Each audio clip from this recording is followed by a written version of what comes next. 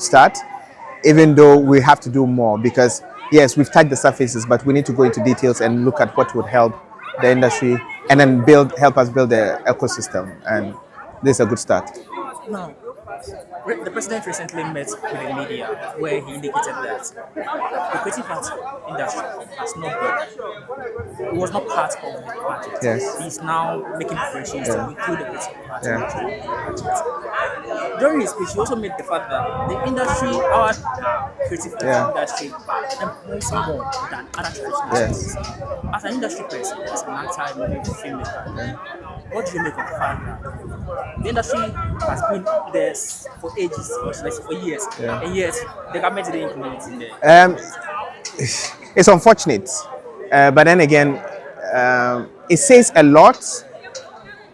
It says, when they are all businessmen, economists, politicians, and therefore they understand the concept of scale of preference.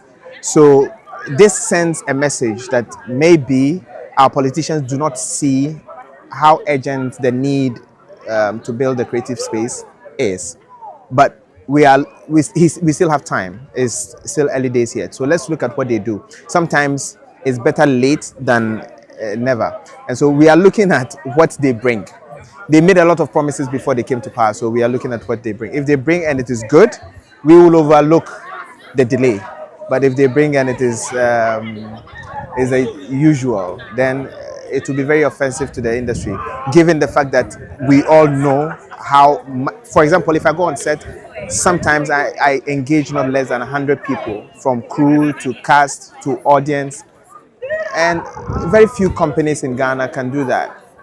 And so people like us should be, enough attention should be paid to people like us. And then look at the people here. If everybody is employing not less than 20 people, 30 people on a production, the unemployment we are crying about can be cut down massively, and therefore attention should be paid to this industry. Let's talk about veterans. Veterans, most times we normally hear them, should I say, complaining at their old age when they are no more active. The president also, during the launch of the Blaster experience, he said that they want to make preparation to include or make provisions for our veterans.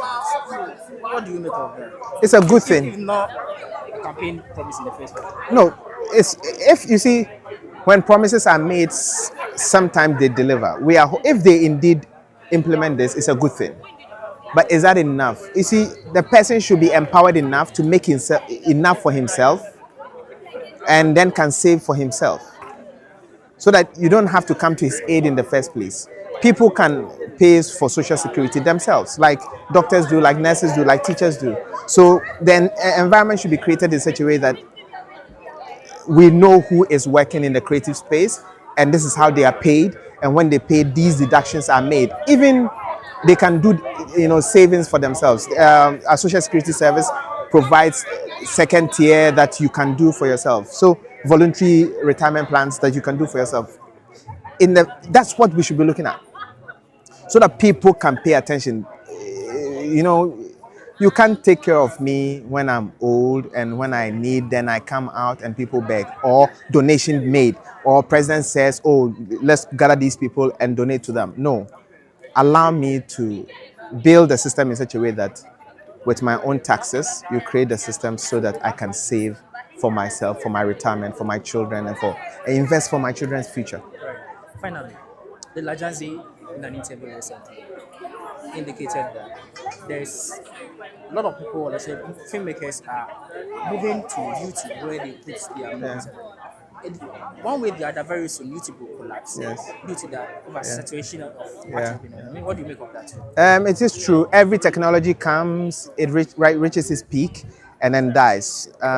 Nobody thought VHS was going to die. Nobody thought DVDs were going to die. Nobody thought these things. Even streaming platforms, Hollywood is struggling now because, yes, that's how the world is. And now the disruption is faster than ever before. So nobody would think that YouTube is going to stay forever. But we should be ready for everything that comes. And that is where knowledge, studying, learning, continuous and deep learning, continuous learning is important for us. And I think creatives haven't done that well. We should be always ready to meet the technologies on the curve. I said that was finally the same interview. You said that the guild that one way that protects the industry when she's giving the mandate, one way that she collapse because she sees that is one quote unquote unnecessary. They are not unnecessary. We have not used them well. We have not organized ourselves well. So many backbiting, so many divisions amongst the various guilds. And that is why it's not been effective. But if they are done well, yes, we can collapse them and rebuild them. It has to exist because this is where the interest of the creative is fought for. And this is where lobbying starts. If there is a policy we want to push, it is these associations that can push them on our behalf. So we don't kill them completely. It exists everywhere in the world. So yes, it must exist, but it's not done well and we need to fix it.